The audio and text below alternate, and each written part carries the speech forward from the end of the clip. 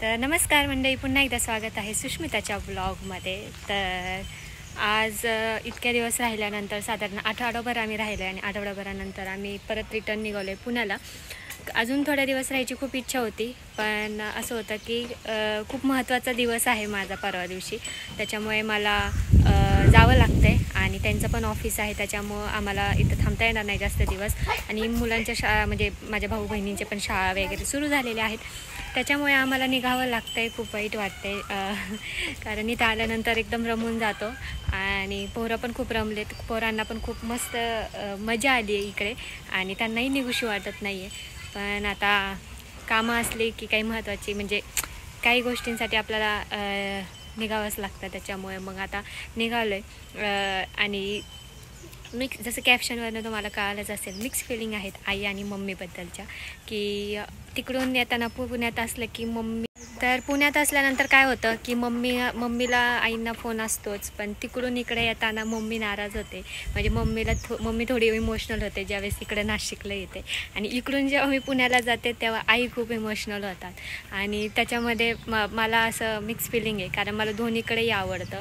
आणि पुण्यात तिकडे राहतो, पण तिकडून पण मम्मीपासून लांबच आहे. आम्ही 2 तासाच्या अंतरावर, म्हणजे 2 तास जवळपास एक गाव इतकं अंतरच आहे आमचं. पुण्यात जरी राहत असलो तरी हिंजवडी आणि खराडी म्हणजे खूप मोठा फरक आहे, खूप मोठा डिस्टन्स आहे.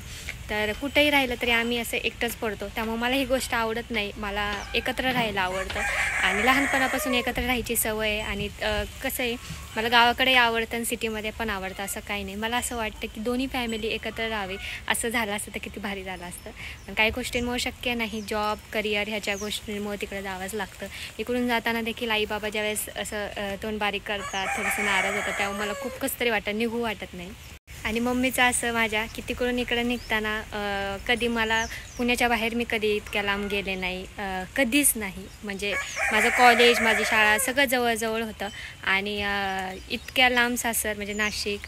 मग तिकडून इकडे येताना पण माझी मम्मी खूप इमोशनल होते, कारण मुलीला म्हणजे मला लहानपणापासून खूप जवळच राहिलेली मम्मीच्या, खूप लांब नाही, कधी नाही.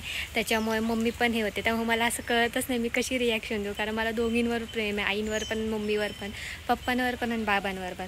मी कधी कंपॅरिझन करत नाही, कारण दोन्ही साईडचे, माहेरी आणि सासरकडचे दोन्ही मला इक्वली प्रेम देतात आणि खूप जास्त म्हणजे एकदम मुलीपेक्षा जीव लावतात. आई बाबा पण, आणि मम्मी पप्पा तर ऑब्व्हियसली मी त्यांची मुलगी आहे, त्याच्यामुळं त्यांचा तर माझ्यात खूप जास्त जीव आहे. तर असं वाटतं कधी कधी की देवाने असं करावं की आम्ही सगळे एकत्र राहावं, किंवा ॲटलिस्ट जवळ तरी राहावं, म्हणजे जवळपास अंतरावर, जेणेकरून मला पाहिजे तेव्हा भेटता येईल. तर असो, आपण त्याला काही करू शकत नाही. ज्या गोष्टी होतील हळूहळू गोष्टी सगळ्या शक्य, सगळे एकत्र म्हणजे असं योग येतीलच भरपूर वेळा. जेव्हा आम्ही महिन्याभरात तुम्हाला दिसतच असेल, दर महिन्याला मी इकडं नाशिकला आईबाबांना भेटायला येते. म्हणजे आम्ही इकडं राहायला येतोच, आठवडाभर म्हणा किंवा 5-6 दिवस का होईना आम्ही इकडे राहायला येतो, कारण आम्हाला जास्त करून एकत्र राहायलाच आवडतं. आमच्या दोघांना एकटं राहायला आवडत नाही. आम्ही दोघं जितकं एकटं राहतो ना, तितकं आम्हाला दोघांनाही आवडत नाही. आम्हाला फॅमिलीसोबत राहायला आवडतं. आम्ही तिकडे दोघंजणं राहतो, आम्हालाच माहिती आहे. तुम्हाला असं खूप छान ब्लॉगवरनं वाटत असेल बाबा एकटे राहतात, मजा आहे, मस्ती नाही, पण खरा आनंद हा कुटुंबामध्येच असतो. जेव्हा आपण कुटुंबामध्ये राहतो, आमचा नाईलाज आहे करिअरमुळं आणि आमच्या जॉबमुळं आम्हाला तिकडे राहावं लागते. नाहीतर जर आम्हाला असं असलं असतं तर आम्ही कधीच राहिलो नसतो फॅमिली सोडून, कारण फॅमिली खूप इम्पॉर्टंट आहे माझ्यासाठी. कारण माझ्यावर संस्कारच तसे माझ्या मम्मी पप्पांनी केले आहेत, लहानपणापासून एकत्र राहिलेले, त्याच्यामुळे शक्यच नाही मी कधी अशी एकटी राहील. पण तर आता बॅगा पॅक झालेल्या आहेत. मुलांना म्हणजे पोरांना आता खराडीला सोडायचं आहे, एकाला कोरेगावला सोडायचं आहे, आणि मग तिथून आम्ही आमचं हिंजवडीला जाऊ. तर ब्लॉग म्हणजे स्टार्टिंगलाच मी हे म्हटलं, कारण मी स्वतः खूप सकाळी इमोशनल झाले होते. मला डोळे मिळवता येत नाही आईबाबांच्या जेव्हा निघते तेव्हा, आणि तिकडून निघताना मम्मी पप्पांच्या. मी लगेच निघून येते, कारण मला खूप मिक्स फिलिंग आहे. मी खूप इमोशनल मुलगी आहे आणि मला लगेच असं भरून येतं मला, त्याच्यामुळं मी काही दाखवत नाही. तर म्हटलं चला तुमच्यासोबत शेअर करावं. या शेअर केल्यानंतर ते ब्लॉग बघणारच आहे, आई बाबा बघणारे, मम्मी पप्पा बघणार, त्यांना कळून जाईल माझ्या मिक्स फिलिंग. त्यांच्यासमोर मी बोलू शकत नाही, ठीक आहे. पण आई बाबा, mummy papa, I love you so much. मी खूप जास्त प्रेम करते तुमच्यावर, आणि खूप जास्त प्रेम करते, आणि देवाला प्रार्थना करते की असं काहीतरी होऊ दे की आम्ही सगळे एकत्र राहू, ॲटलिस्ट जवळजवळ तरी राहू, कारण एकटं राहायला अजिबात आवडत नाही. होईल अशा गोष्टी लवकरच, आणि मी ती करूनच दाखवणार. आम्ही सगळे अशा ठिकाणी एकत्र राहणारच.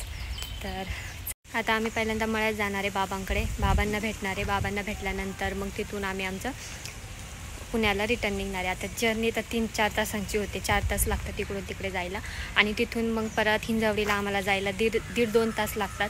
त्यामुळे खूप ट्रॅव्हलिंग होणार आहे आज दिवसभर आणि भेटीगाठी पण खूप होणार आहे. मम्मी पण खुश असेल कारण मम्मीला मी इतक्या दिवसानंतर भेटणार आहे. मम्मी पप्पा सगळेच खुश असणार आहे, आई म्हणजे काका काकी वगैरे सगळेच. ते पण त्यांच्या मुलांना पहिल्यांदा असं झालं की आम्ही सगळेजण एकत्र बहीण भावंड राहिलो कित्येक वर्षानंतर आणि खरंच खूप छान एक्सपिरियन्स होता. आम्ही सगळे एकत्र राहिलो, आम्ही बहीण भावांनी टाईम स्पेंड केला. म्हणजे जितकं टाईम स्पेंड करतो ना आपण तितकं प्रेम वाढतं आणि जितकं लांब जाताना तितकं दुरावा निर्माण होतो. त्यामुळे जवळ राहण्याचा प्रयत्न करा. कुटुंब खूप इम्पॉर्टंट आहे. हेच मला या ब्लॉगमधून सांगून द्यायचं आहे की खरंच या आठवड्याभरात खूप काही शिकले बहीण भावांकडून. बहीण भावांचं प्रेम वगैरे खूप मजा आली मला इतक्या वर्षानंतर. म्हणजे जॉब होता सगळं होतं पण हे प्रेम जे बघायला मिळालं या आठवड्याभरात खरंच खूप भारी. या आठवड्याभराचा जे एन्जॉय होता ना तो खूप भारी होता. म्हणजे मला असं वाटतं की मला कुठं लांब ट्रिपला जरी नेला असतं ना तरी तो आनंद भेटला नसता जो या आठवड्याभरात मला भेटला आहे.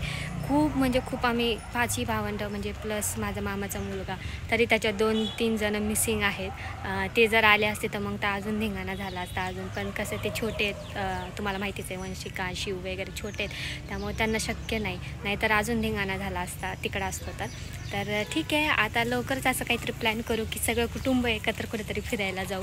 लवकरच होईल असा कधीतरी प्लॅन आणि जेव्हा होईल तेव्हा कसलं भारी मजा येईल. इथंच एक आठवड्याला एवढी मजा आली तर अख्खं कुटुंब गेलं किती मजा येईल. तर चला ब्लॉग कंटिन्यू करा. सगळ्यात महत्त्वाचं लाईक शेअर सबस्क्राईब केलं नसेल आपल्या चॅनलला तर नक्की करा. पुढं ब्लॉग कंटिन्यू करा. ब्लॉग संपलेला नाही आहे. हे माझ्या मिक्स फिलिंग्स मी तुम्हाला सांगितल्या म्हणजे माझ्या मनात काय होतं ते त्यांच्याबद्दलचं. आई बाबा मम्मी पप्पा हे बघतीलच त्यामुळे त्यांना कळून जाईल. तर चला कमेंट करायला विसरू नका. ब्लॉग कंटिन्यू करा. इथं काय चालू आहे नेमकं नाही का माग बोलत आहे काहीतरी हिडिओ चालला असेल. हिडिओ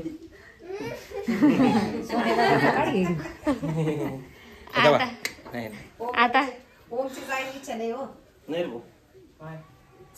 सानिका तू निघ घरी ढळ निघ लगेच निघ हिला आणू नका परत. असं हाकलवतात का हा? ती येईल का परत कधी? आता येणारच नाही. गुड्डी ये बर का आता मला जाणार बाबांना सांग निघ लगेच बाबांच्या मांडीवर जाऊन बस बाई. बाबा मला काढून द्या. तुम्ही पण चला ना ज्या दिवशी यायचं त्या दिवशी सारखं कधी येणार आहे हे कधी येणार आहे यायचं असलं का म्हणे नुसतं ते असं माहित नसलं का बरं राहतं म्हणे माहित झालं का सारखं विचारित राहतं कधी येणार आहे कधी येणार आहे. बर ठीक आहे. गुड्डी ये बर का ये बर का ओंकार आपलं सगळ्यांना अहो नाव विसरले काय सगळे या बर का. ओंकार तू या जे तू पण या माहिती आहे. आजी डायरेक्ट तुमचं तुम्ही जाऊच नका. तू तुमचं लग्न असं म्हणणं लग्न होणार नाही. लग्न होणार तुमचं बघा. नको तुम्ही तुम्हाला पण त्रास देणार येणार. तसं नाही तुम्ही किती दिवस चांगलं जीवन जगणार आहात? बघा ना म्हणजे तुम्हाला काय म्हणायचंय तुमचं वाईट जीवन चालू आहे का? पप्पाला फोन करून सांग बर आपलं फोन करायला लावा. नंबर आहे का पप्पा? नाही कर मम्मी तू पहिली निघ सानिका. जाणार आहे मी लगेच निघ. जाणार आहे. पप्पाची लई इच्छा यायची पण हे बायाच निघाणार काय करताय ती काय घ्या रे साडी घेऊन टाक. हो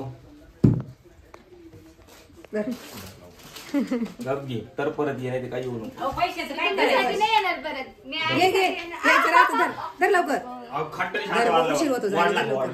वाढला हो त्या पोरीच्या हाताचा कार्यक्रम करशाल तुम्ही धर ना आणि घ्यायचं खाऊ घे राहतं हा, खाऊ खा घे रे वाले नाही तर फटका खायची. काय पैशाचा ओम घे रे भाऊ. हे घे बा आता फटके कोणाला खायचे फटके नको रोज सुधर ज्याला फटके खायचे त्याला घेऊ नका. धर लवकर घे. घे नको आईचा असं उगाच हात मोडला तर कामाचं त्यांना दिलेत ना. गुड्डी घे रे. अरे गुड्डी घे ना. खाऊ गुड्डी घे.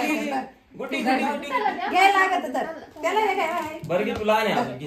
पैशाचं मला माहिती तुझ्याकडले पैसे पण घे. हा.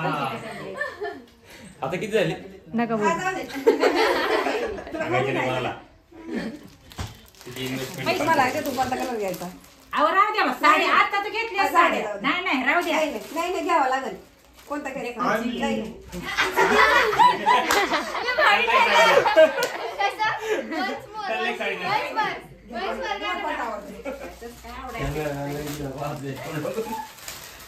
ब्लाऊज करीत घालून दिली असतील. नाही नाही नाही नाही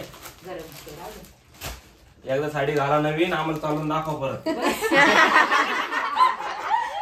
पार्ट 2 पाहिजे सगळ्यांना. सगळ्यांनी टाकले पार्ट 2 पाहिजे. आजी चालताना दाखवा मेकअप. गेट पर्यंत चालून दाखवा आम्हाला. चालेल ना. हो खरंच घाला थोडं वेळ. नको तू निघ ना बाई. जा ना गाडीकडे जाऊन बस ना तू. हो माहितीये तुम्हाला माझी जायची घाई झाली पण थांबा थांबा तिकीट झालं ना. थांबा किती घाई पाया पडून मला माहिती मी लवकर ही पिशवी घेऊन चालले का तुम्ही?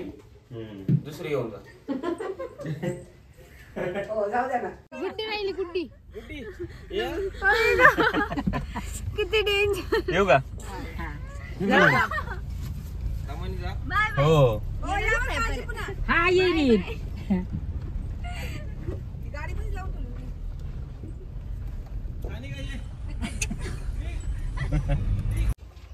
पाल बघताय ही आणि ही सीडी उभं सीडी पकडून.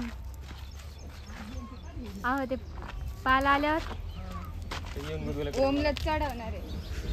ओमलाच चढवणार आहे. कसं मन मला चढवणार म्हणजे तू घाबरतो पालीला राईट.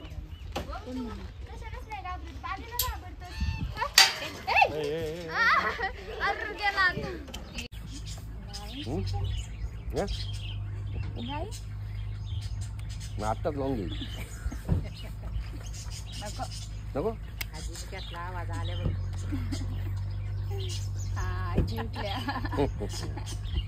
तिथं आहे ना झाडाला पपई बघेल काढून.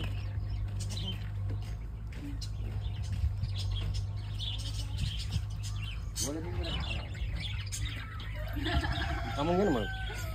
बरं कधी 11ला मग अजून वेळ आहे ना.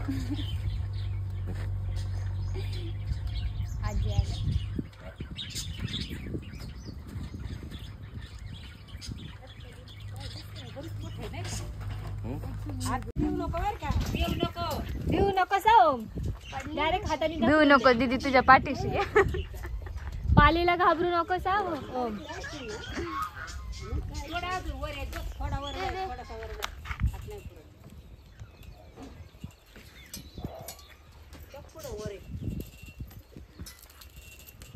तिकडं माग पण नको धोका करतो.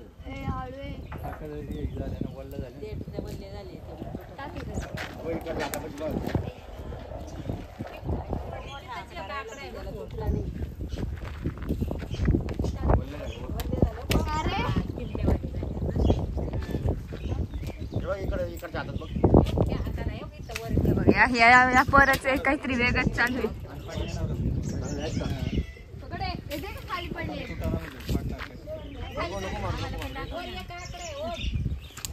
बघा ही चिंच गोळा करते.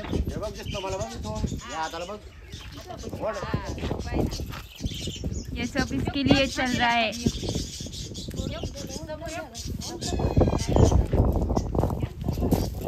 मला एक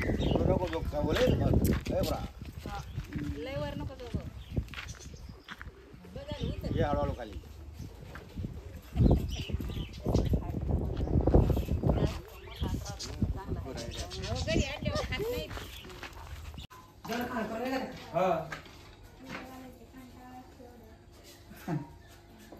मला तर कळलं तुम्ही त्र्यंबकेश्वरला जायला जाऊन आला दिवशीच. जाऊन आले का? हा कधी गुरुवारी काहीतरी. हा गुरुवारीच. तर हा संगम हा मठ्ठा बघा इतका भारी लागतो. संगमनेरवर येताना नक्की पिझ्झाचा लय भारी मठ्ठा लागतो. तर ते मठ्ठा नक्की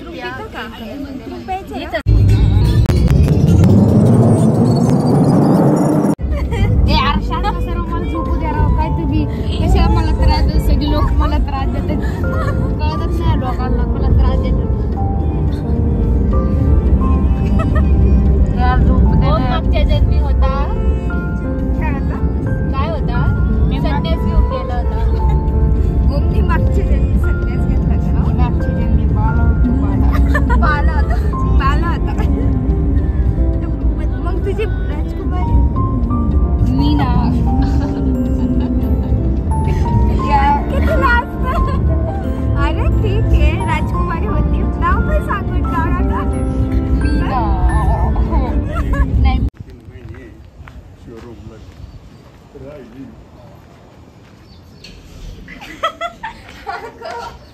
मस्त आम्ही गावात हे बघा आमची जिब्बा तुटत नाहीये.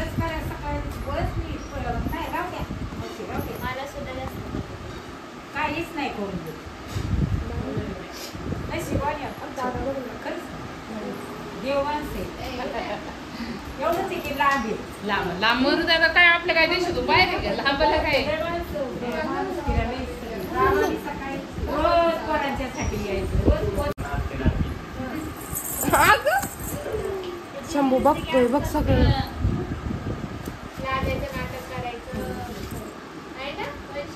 आजकाल माहिती नाही त्यांना. नाही अजून थोडे माणसं एकदमच कमी झाले. दिवसभर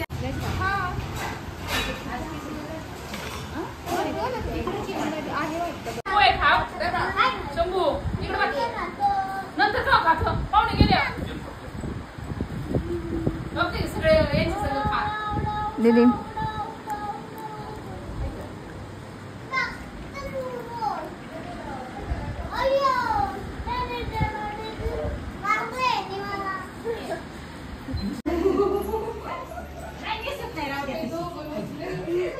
नाही राहू द्या. शिवणार का हा मग नक्की नक्की बघा आता. राणी बर कशाला साड्या सकाळी मी सासून नको आता जागरण बदल सगळं आणलं. नाही काय नाही. येते ना येणार आहे घरी घरी आल्याशिवाय राहीन का.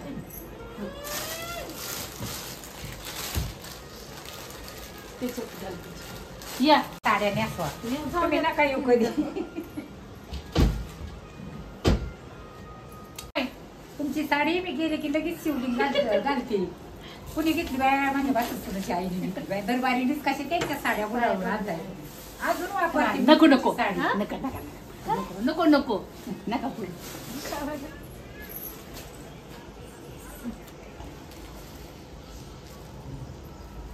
या तुम्ही एक दिवस आमरस खायला. काय आमचं जिथं आंबरस निघतोय काय काय